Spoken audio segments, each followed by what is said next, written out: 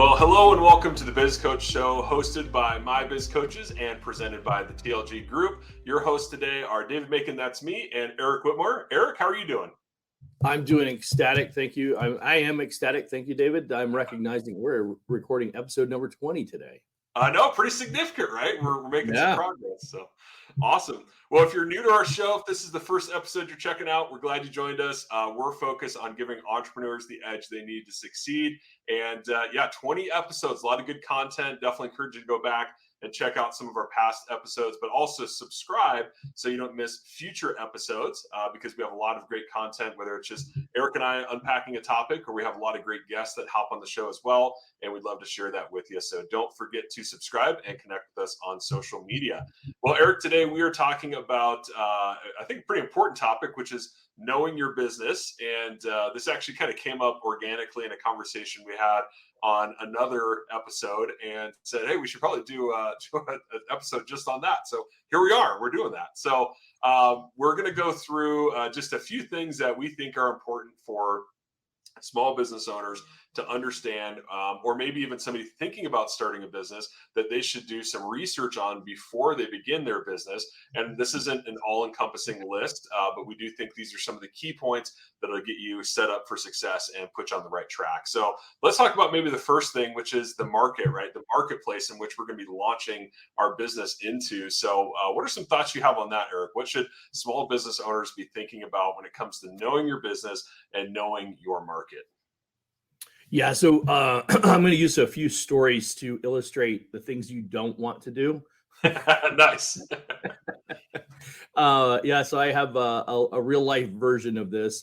So knowing your market, right? For instance, I'm going to use the analogy. You remember the coffee shop that we owned quite a few years ago? Yeah. And pretty excited. It was a great opportunity to kind of break into something, and I didn't know a ton about at the time. My partner was the craft coffee connoisseur, we'll call him, and we went and did tastings and all that fun stuff. But what I brought to the table was the retail experience, the having worked in a restaurant, the finance, and some of the legal components. Right, so I was familiar with all that, and that was the role that I played. And then our third partner was more of a marketing specialist. So the three of us collaborated on this project, and as we talk about knowing your market, right? Who's your end consumer? So one of the things that as much as we had the conversations and discussed about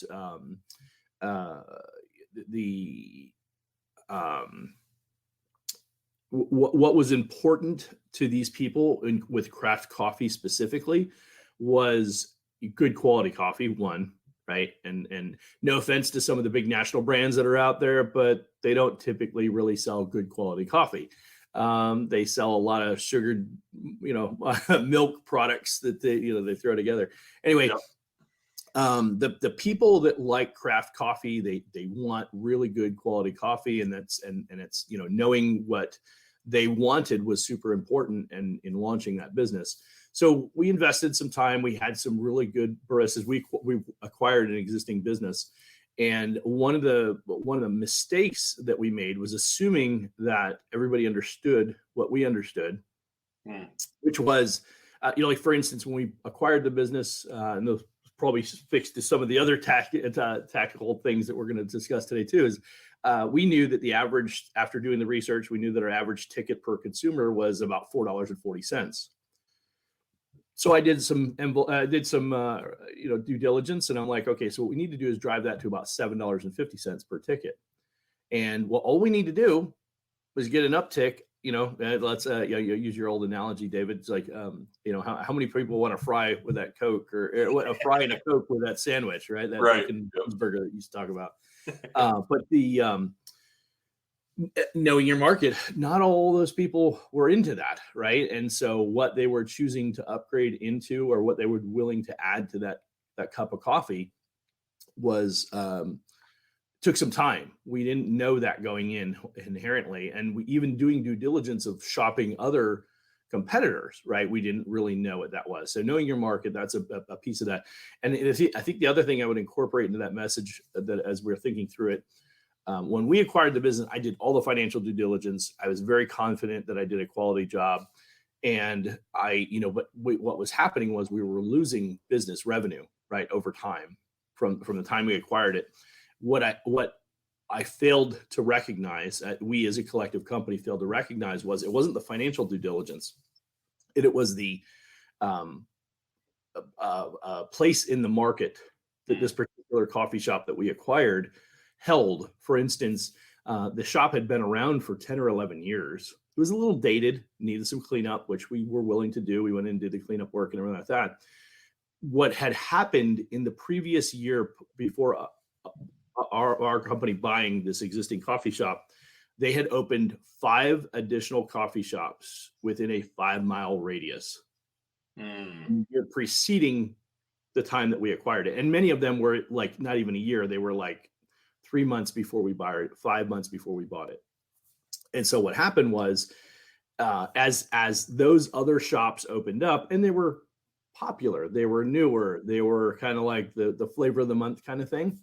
Well, as they built momentum and got more people going to their shops, and again, they're only 2 or 3 miles away in some cases, it's around the corner kind of perspective, that what was happening was people were going and visiting these other shops and then becoming regulars there, while we were transitioning from the previous owner to our new ownership and making adjustments and things like that. So what ended up happening was they had a more defined strategy, whatever. And so consequently, we ended up losing market share to those 5 other shops that opened. And some of them were bakery shops that did coffee. Some of them were breakfast shops that had coffee, and some were actual, and what we had was a good coffee product.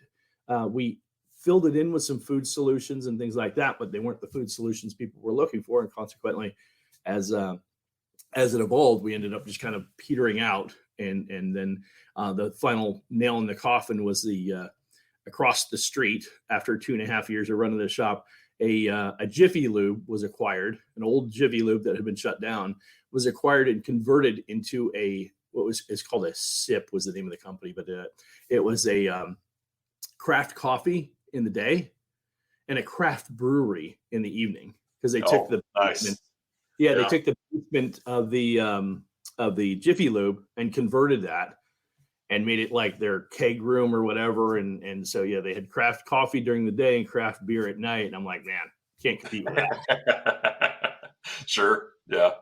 So that's there's a number of different lessons in that little bit of story, but I think that the understanding who your people are, what's important to them, knowing where in the industry, but like for instance in that particular market, knowing that 5 other shops had opened up, doing the due diligence, and I'm certain we could have gotten that data. I just didn't think to look for it. Right. Yeah. Right. Yeah, I think great illustration. I was just going to add, I think it's important too for businesses to be evaluating the size of the market too, right? Especially great point. Yep. Thinking about starting, I think when we first looked at it, I'm like, there's only a couple coffee shops around town. Well, once we got in the car and started driving around, and it took us about 9 months, you started realizing, wow, there's a lot more coffee shops around here than we thought there were. Because initially we disregarded it as a bakery, but it's a bakery that has lattes and other drinks and stuff like that, and they have espressos and I'm like, oh no, that's just as much a coffee shop as we are, right? Yeah. Even if they're leading with their baked goods, right? And so that was, to your point, what's the addressable market out there? Yeah. Absolutely. Yeah. It's, and I think geography, right, as you're talking about, has a big, super local. A couple streets over, coffee shops can impact you. I think, I was thinking of the example of like starting a pool cleaning business or scaling your pool cleaning business. In Arizona, that's going to do great. In Utah, not going to do great. So it's just really understanding how big that market is. And that can, be a big factor based on what's around you, and important to do that research. And not only, how many people can you attract, but repeat customers and all of that. So very important to understand that market for sure. Yeah, absolutely. So awesome. Well, let's transition then. Once we kind of understand our market, let's look at our industry. So what's important for a small business owner to think about or know about their industry? Yeah. And I think that, this kind of, as you think through that, I could go, like I said, I could go through a number of different stories over the years, but for instance, the wireless industry, right? The knowing that got a lot of background experience in that, but what's the industry who you like? Okay, so early days of the wireless industry, when I first did my own wireless entity, it was at that time it was very popular to do multi-carrier. So at the time, when I launched Just Right Wireless, we had I want to say 6 or 7 different wireless carriers in our shop. And that was a very popular play, was to have everybody available. What transitioned very shortly thereafter was that all the carriers were like, we don't know that we want you to have all those different brands. We want an exclusive brand. We want you to carry our brand exclusively, and maybe you can have a plus one. And a plus one wasn't necessarily another cell phone provider or wireless provider. It was often an internet carrier or a satellite TV solution or something like that. And so it changed the nature of the industry. I remember one of the last brands that existed, wireless toys, was a relatively popular brand. I think they started in Detroit, expanded pretty rapidly throughout the U.S. and a lot of it was a franchise brand that they did. But it was an aggregation of all these different wireless units, cell phones and some other brands and things like that. They probably more focused just on the phones specifically. But as the industry pivoted and people wanted exclusive brands, it was like, well, yeah, we've gotten to, all these different relationships, and now you need to get down to just one. Well, when you've got 6 brands, you look at it, no one carrier necessarily, in most of those cases, makes up 80% of your business. So you're not sure which one to go with. So now you're enticed by who's going to give me the most money and all that kind of stuff. So, right. When knowing the industry and knowing what's going on in the industry and kind of seeing where the industry is going is another key component. Yeah. Right. So, when knowing that everybody was moving to a single brand, I don't know that anybody saw that. I know I didn't see it at the time, and I would have been comfortable staying the course of being a multi-carrier because I still felt like it was a better solution. Because if you walk into a T-Mobile store, they're going to sell you T-Mobile. They're going to sell you something else. Right. If you walk into a Verizon store, they're going to sell you Verizon. Now, it's not necessarily bad or good. And quite honestly, by the time the industry had evolved to the degree that it was, there's like a 5% variation between different carriers. Right. Verizon may be better in San Diego than it is in, LA or something like that. But generally speaking, we're here in Arizona. Verizon has always been one of the prime carriers in the market, mostly because this is one of their original markets, and all of their analog towers that converted to digital are all over the hinterlands of the desert and then right. Up in the mountains. And so they have some of the best network in the Arizona market. That's not true in some of their other markets. Right. Right. And so knowing that was another big thing. So anyway, as the industry pivoted to these specific one individual contracts, it was knowing, okay, where's the best play here? And as an individual business owner, basically for all intents and purposes, who do I align myself with? Right. And what does that do for my business? But understanding that, seeing that where it's going, as you talk about industry again as well with the some of the other business opportunities, pools. You mentioned pool cleaners, right? But the actual pool design is a whole nother thing, right? And there's a lot of changes in the industry there that have evolved over time. Yeah. And knowing kind of where everything's going there and making sure that you align yourself accordingly with that as well. So it's another big thing. Yeah, no, I totally agree. I think, right now, one of the things that, we've been talking about almost every episode is, how fast is the industry adopting technology, right? So not just individual competitors, but when you look at the aggregate of that, what's everybody doing across the industry? And if you're not doing what they're doing, you're going to fall behind. And I think about, recently we've seen customer preferences play into that, like, organic foods, right? So if you, operate a snack bar or something in a corporate lobby and people want more organic and you're not supplying it, you're going to start losing out on that. Or if I think about chiropractors, which I know we've both benefited from chiropractors over the years, but, if you're if you're a chiropractor and you're not doing, massage as part of your practice and, health and wellness or diets or supplementation, but every other chiropractor is doing that, you're now going to lose out because your clientele is expecting one thing and you're not delivering on it. So it's important to keep up on what the trends in the industry are and where the industry's headed for sure. Yeah, absolutely. You know what?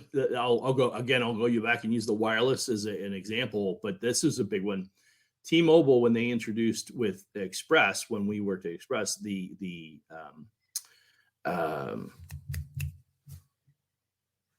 consignment inventory solution. Yeah. Yep. I mean, I literally was having this conversation with somebody last night, and I'm like, you have no idea what impact that made to the average wireless dealer in the industry, right? And this is shortly after, right? I mean, we're only talking a few years after this whole pivot to going exclusive to one brand.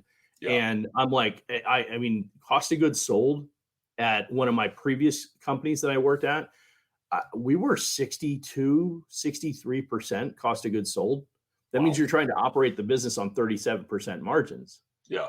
When you got that much money tied up in inventory, by the way, phones are coming out left and right as fast as, and literally we had gotten to the point, we had moved past the fact that a phone would be a value of significant value for like 3, 4, even 5 years in some cases, to the point where it was like I would say at that point, it was probably every year a new phone was coming out. I mean, every year a new phone was coming out, but it was like so much of a pivot that it was like, oh, you got to get the new phone. Yeah. And then then you remember, we literally got to the point where it's like 3 months you buy a phone and 3 months later, there was another phone that was far more advanced.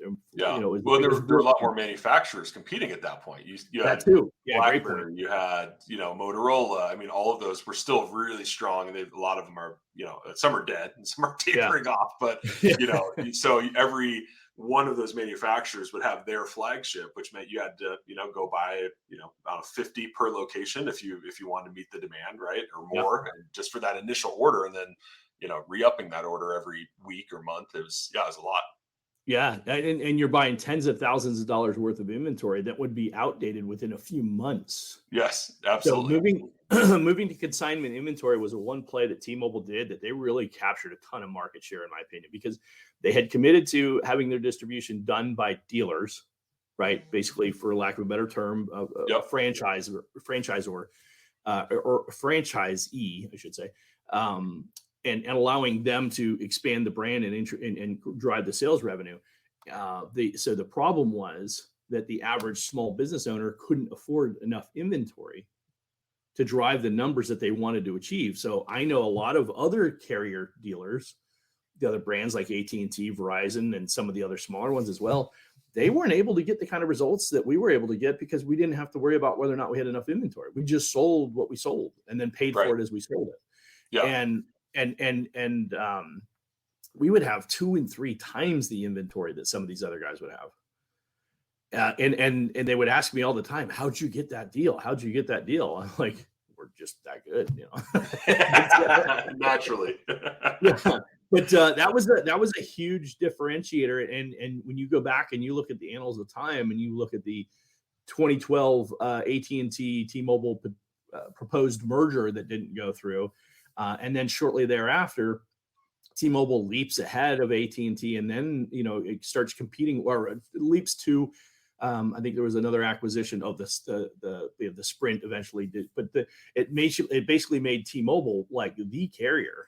Yeah. On a lot of levels, right? I mean, there's arguments of who's the better or whatever, but when T-Mobile basically went from it's that carrier with no coverage to all of a sudden they're a major player and they're the only one getting net gains in the industry for quite a few years when we were doing it. Everybody else was having negative net gains because they're losing more clients than they're bringing in. It was a game changer. And a lot of that was because they had this mass distribution channel where we didn't have to worry about where we had enough inventory, and no other carrier was doing that. Yeah. So you mentioned paying attention to the industry and where's it going and who's if Verizon and AT&T had any sense at the time, they would have tried to implement a similar strategy. Yeah, and you bring up an interesting point about timing, right? Within the industry, if you're getting into an industry, right, of course, timing is important. If you're Yeah. getting out of an industry, right, could be important, but also, you Equally know, important. yeah, and there may be times, to really capitalize on growth, which we did a number of times when, things were going really good and you didn't have COVID and all those other things. And, let's double down right now because, the iron's hot. And then there's times where you need to read it and say, we need to scale back or maybe even, shut down a couple of branches or reduce some of our staff because things are tough. And looking Right. at those changes in that industry helps you make those decisions before they're necessary to save your business. You're doing it ahead of time so you can, safeguard your business, which is important. Right. Yeah, absolutely. Well, and that's a good analogy. I mean, when we sold in 2017, I said it's just a matter of time, and this business is going to be a fraction of what it is today. Yeah. Since then, I think that well, I know for a fact that at least some of the major carriers have already done 2 swaths. You mentioned closing. Yeah. 2 different times, they've taken 10% of their total distribution and shut down 10% of all those, at least twice.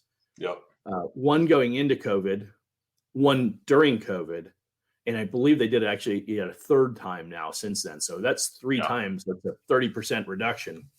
Yeah, absolutely. So, and now, like somebody mentioned to me the other day, they said they'd like to retain our services, helping them acquire a business as a coaching solution, right? Help them kind of guide them through that process. And I said, and they asked me about wireless, and I'm like, you don't want to buy a wireless store. Yes. That is not what you want to be buying today. So again, knowing your industry, right? Absolutely. Cool. Okay, well, let's transition to your product and service, or product or service, depending on how you look at it, depending on what you're selling. So let's talk about that. Why is that critical as a business owner? Well, and this is very, very basic in my opinion, but I mean, if you don't have a product or service that matches up with what's already out there, then you don't have a business, right? Yep. I do personally have really kind of adjusted to more service-based for a number of different reasons. One, ease of getting the business off the ground, scaling up a business. You're not limited to inventory control situations when you're creating a product. I mean, if you have a great product, then by all means. But there's not a lot of,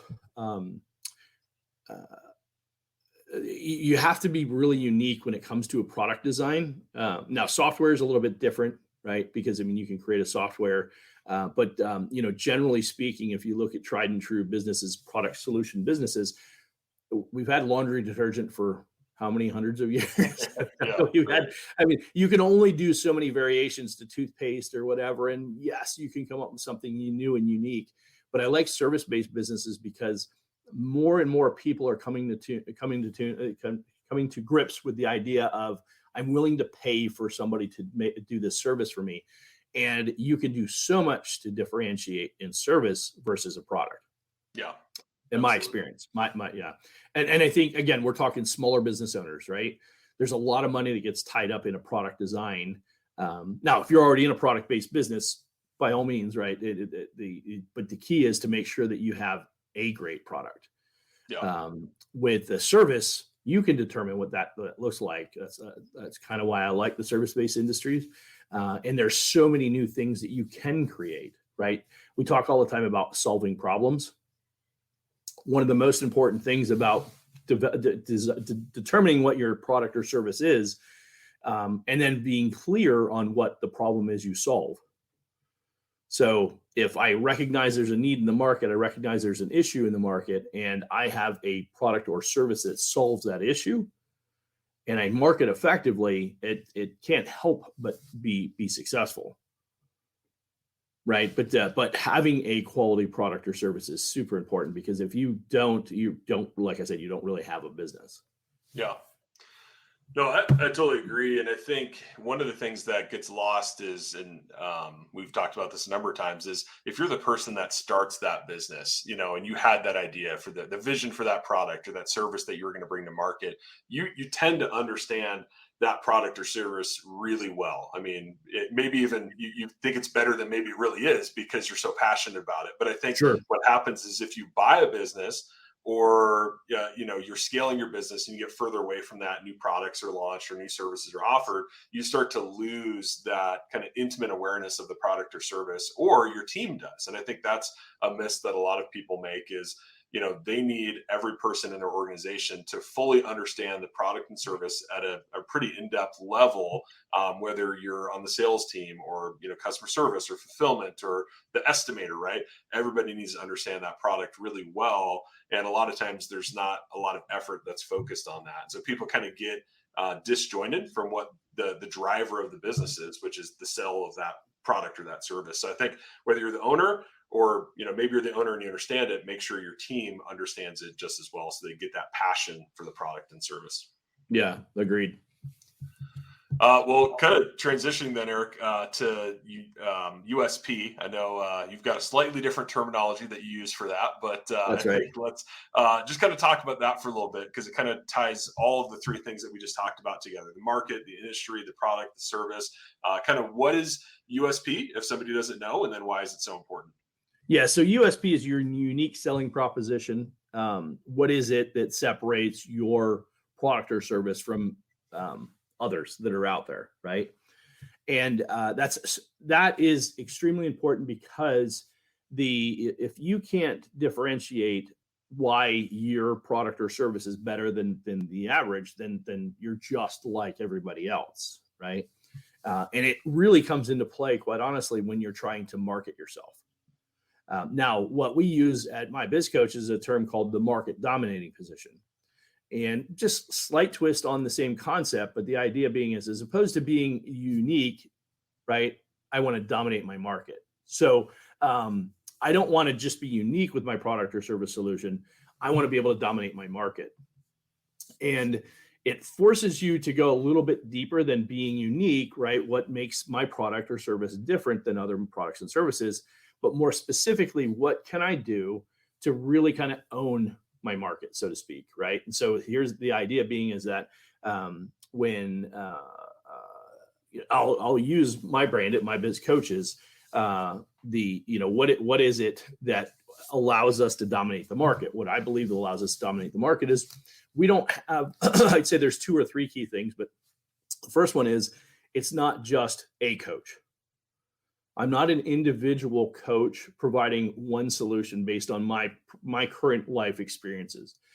Yes, I have a lot of experience. Yes, I got a lot of insight. I've done a lot of different things over 25, 30 years, whatever it's been, that have provided me these insights that I can share with my clients. But more specifically, with the number of coaches that we have, it allows all of us collectively to collaborate with a client. Even if we don't do it directly and engage with the client, I can go back to my team and I can say, hey, talking to this particular client, here's where they're at. They're dealing with some of these challenges. What are some other ideas? Here's some of my ideas. What are some other ideas that you guys might have? And we collaborate, and we have people that are from other industries that have, but they have similar experiences in those industries with that type of product or service. And so we start talking about how could we really serve this particular client. So that's one way, right? Is that we have multiple coaches that are engaged in a particular client, even though it's not directly engaged with that individual one-on-one client solution, although it could be. We may do a brainstorming session where I take myself and 2 or 3 other my key coaches, and we get them on a call with a particular client because they have a specific need or challenge that they're trying to solve for. And we get in there and we brainstorm together. I mean, how valuable is that for the average business owner that probably doesn't even have any key leadership roles filled, and they're just looking to solve a problem, and they get on the phone with 2 or 3 other people and maybe even an accountant or a lawyer and have an opportunity to just kind of brainstorm a session and go through how we might be able to solve some of their challenges. So that market dominating, there's not a whole lot of other coaches out there, particularly the franchise coaching solutions, that do that, right? That offer that kind of solution. Not that they couldn't, but just currently nobody does it. And then I think the other thing is from a coach's perspective, we're aggregating our brand so that we can collectively use our marketing strategy to expand our brand and get it out in front of more people. So, when you talk about what's your market dominating position, what's the thing that sets your business apart from everybody else? And again, not just making you unique, but how can you dominate the market? And this is where niching is extremely important as well. Because the more you niche down, the more you can really own. So I might not own, let's say, for instance, restaurants. I may not be the best restaurant in Arizona, but if I can be the best Mexican restaurant in Arizona, that's something to strive for, and I can dominate my market there, right? Or if I, it's cleaners, any kind of janitorial or dry cleaner or something like that. It's like, what do you do better than everybody else? Yeah. How do you dominate your market? Well, let's say we're a dry cleaner. We turn everything over in 24 hours. I don't even know that's necessarily feasible, but, but it's like, you drop it off today, you have it tomorrow, right? I mean, that in itself, and I know for a lot of people who wait till the last minute to do certain things, that'd be super valuable, and people would pay a premium for that. Right. So when you are clear on who you're serving, and more specifically, what's most important to them, you can now create a market dominating position that allows you to determine your value in the market. Yeah. Right. So if I am doing things that nobody else is doing, I can charge a premium for my brand, or I can charge what everybody else is charging and really truly dominate the market, because I'm doing the same thing that everybody else is doing, but I'm doing it faster, less expensive, right?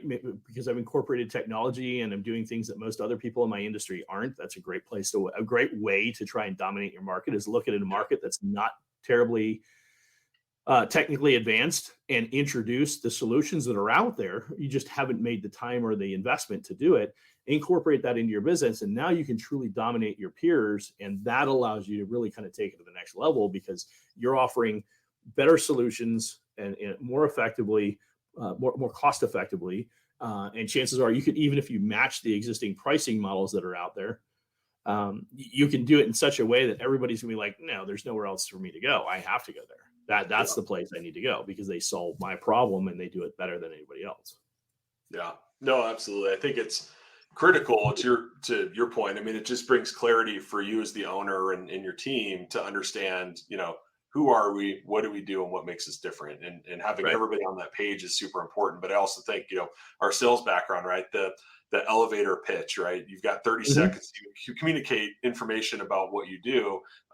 If you just tell them the first two things of who you are and what you do, okay, well, I know, 30 other people that do that same thing. But if you add in that market dominating position, that USP, you add that little twist that makes you different, makes you better, makes you unique. Not only, are you more likely to get more sales, but you're more memorable, right? And I think that's key, because a lot of businesses, right, technology is allowing people, those barriers to entry are down. So people are jumping into industries that traditionally were a little bit more, had more gatekeeping, right, to them. And so you're getting a lot more competition. So how do you stand out in that environment? It's that market dominated position. Right. So I couldn't agree more. Yeah. A quick note, when we had the trucking business, we had a 98% on time delivery. Awesome. That in itself, that sheer statistic was one of the major contributors to allow us to grow our trucking business as quickly as we did. Yeah.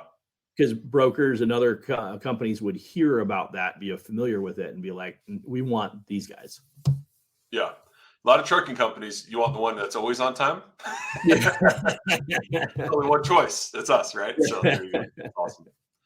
But interesting, great transition to our final topic for today, which is know your key metrics. So great key metric there, 98% on-time delivery.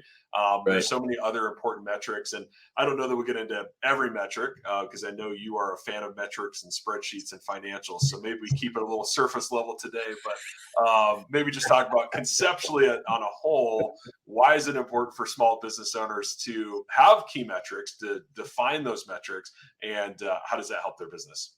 So I'm not sure how to take that, David. Are you suggesting that you're very thorough, Eric. You're very thorough. Yeah, no, but it's a great point. One of the things, and I would say it was probably the last two corporate opportunities that I had where, and if I call them that, they weren't really truly corporate, but they were bigger organizations that allowed me to really kind of dig in. The first experience was a singular dealer at the time. And I remember there was the owner brought us together, a lot of key people, and we sat down and we talked about what were some of we didn't use the term. I don't remember anybody using the term key metrics, but we were dialing in some key numbers that would help us manage the business better. And every business struggles with whether or not, every business owner, I should say, struggles with whether or not they should share their data with their employees, like their financial data. Are we making a profit? How much profit are we making? How much does it cost to do these different things, to run this store, do that, whatever. And every business owner struggles with that. I've been with business owners that would never want to share that information. I have others that are like, you know what, I'm going to share it with everybody because at the end of the day, I think they'll make better decisions.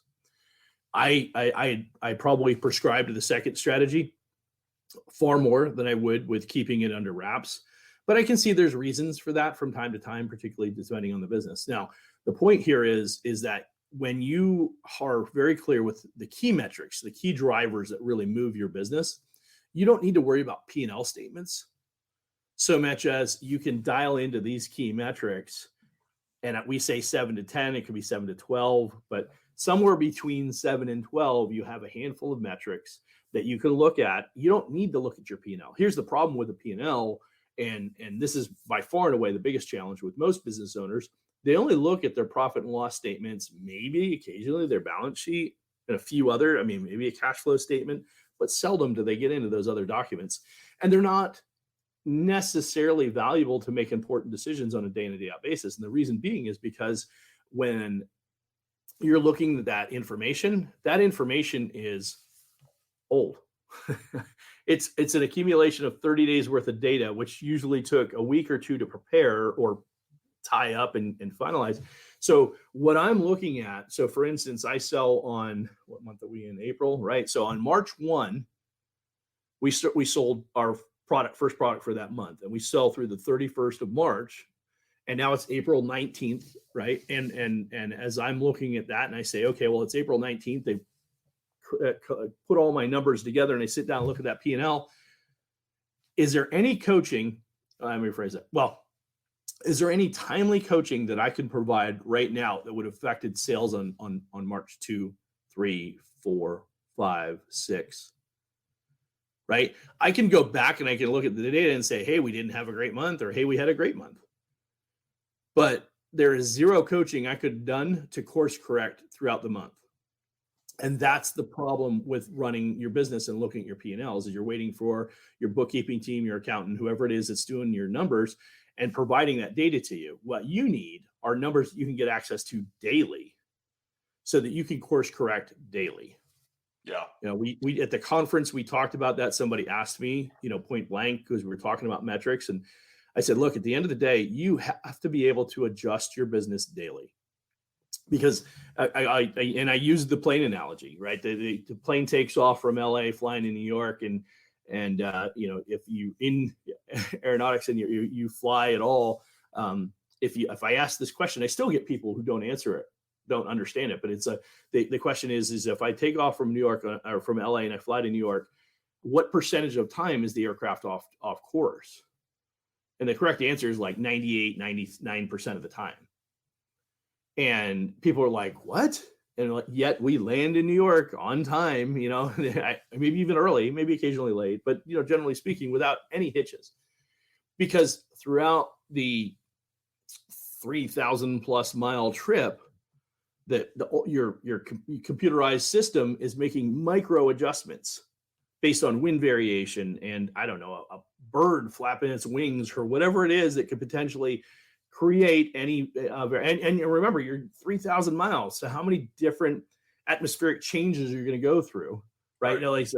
From flying over the desert to flying over the mountains and the Rockies, or flying over the plains in the Midwest, or, at 8,000, 12,000, 20,000, 30,000, 50,000, whatever, right? All the different, you're going to have all these different variations against the plane. So it's making all these micro adjustments. You have to run your business the same way. Yeah. You cannot go day 1 to day 30, and then at the end of the month, after you've got all your information, go back and recap and expect to actually make a difference. You can have it, recap it, and go through that, sure. But by the time now it's the 19th of April, if I get the information and I start thinking, okay, well, based on what I see from last month, right? And it wouldn't be unreasonable to get my data 10 to 15 days after the end of the month. So here it is, I'm looking at it and I'm like, and I finally get time. Okay, the accountant gave it to me on the 15th. It's the 19th. I'm looking at the data. David, let's sit down and talk about your business this month. Yeah. Well, it's already the 19th of April. Half this month is already gone now. Yeah. More than half. Yeah. So anything that I thought I could correct from March 1 till April 19th is irrelevant. Yeah. So this is why it's so important to have key metrics that you can dial in and you can literally track daily. At minimum, at absolute minimum, it has to be weekly. Yeah. So you can make adjustments. And so these things would be, like in the retail environment, how many people are you seeing a day? So we used to track door counts. If it's a service-based business, it's, how many impressions are hitting your website? Out of those impressions, how many people are downloading your free information that you're providing? If you're how many people are hitting the website? How many people are downloading your free information? How many people that download the free information are actually scheduling an appointment to learn more about your business? And out of those people, how many you're closing? Right. Well, you can literally get that information daily and recap it on a day in and day out basis. Right. So if you have a sales organization, and you may be that one salesperson, but you can literally look at that information daily. Well, if you know that you need to have 30 sales at $1,000 to bring in $30,000 for the month and hit your $350,000 revenue number for the year, well, that means that you need if I have to have 50 people hit the website, to have 15 people download the free thing, to have 5 people schedule an appointment, to close at 20% and you get one sale. And that's my one sale. All I need to do is make sure that I'm getting at least 50 people hitting the website, 50 qualified people hitting the website looking for information. Yeah. That and every business is like that if you dig in well enough and you understand your numbers, and so you can get into those metrics and figure out what those key ones are. So there, in that scenario, I gave you 4 metrics. Yeah. Yeah. You take that along with, okay, what's the lifetime value of that customer? How many more times is that customer going to buy from you? How much did it cost to get those 50 people on the website? And so you got 50 people on the website. You got a cost to acquire the 50 people. You got the one person at $1,000 sale, but that's actually probably closer to $1,500 because I'm going to sell them additional products. So what's the upsell opportunity to that particular client? And so there's 6 metrics. There might be 1 or 2 others that I'm not thinking of off the top of my head. And all of a sudden, I got my 7 or 8 metrics that if I track those every day, I know that I'm crushing my $350,000 number at the end of the year. I don't have to dig into my P&Ls, and I don't have to wait for somebody to give me that data. Yeah, absolutely. And just as a side note, that speaks to not necessarily AI, but automated functions, right? All of that data, if I'm using it correctly, there's a way to track all of that data, have all that data fed to me daily. Yeah. And literally just look at a report every day and say, okay, yep, we did this. And it cost me a little bit more to get my 50 people today because I'm paying a pay-per-click or whatever it is, right? And I mean, these are real generic numbers, but it's costing me, $2.50 as opposed to we budgeted for $1.50. But to get my 50 people, per click to get the 50 people on the website. So what's in my ad budget is, I don't know, $5,000 to get 50 people on the site. Yeah. Not per day, but on a monthly basis. So if I spend $5,000 and it brings me 30 sales at an average of $1,000 or $30,000, that's pretty good ad spend. It's about 16%, so maybe a little bit high, depending on where you're at in maturity of your business. But all of those numbers aggregate into, now just from those handful of numbers, I can tell you whether or not my business is profitable. If I go 3 days in a row without a sale, I recognize there's a problem. And I go back and I look and say, is it okay because I didn't have 50 people hit the website? Is it because I didn't get 15 people to download, my free thing or whatever? Was it because I didn't get 5 appointments scheduled? But either way, I can go back and figure out what my disconnect is. Yeah, no, and it's as you've been talking and thinking about kind of where you started was on that level of transparency. I kind of want to revisit that real quick because I think even where we land in that spectrum or continuum of transparency. big fans of goal setting, you and I. In fact, you literally Sure. wrote the book on goal setting, Success with Goals. Check it out if you haven't.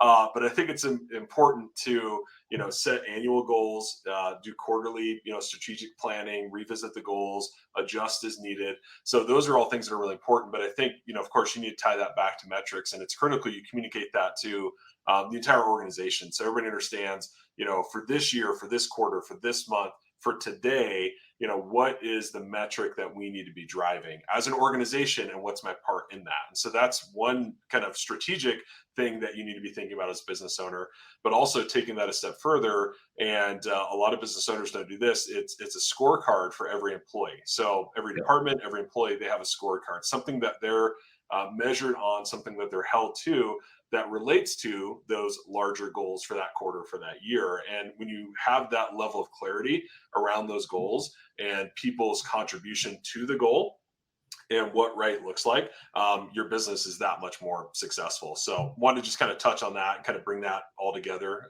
from what you were talking about. And then also one of the things you're talking about is kind of identifying, the leading indicator versus the lagging indicator. So, talked about conversion or click-through rate.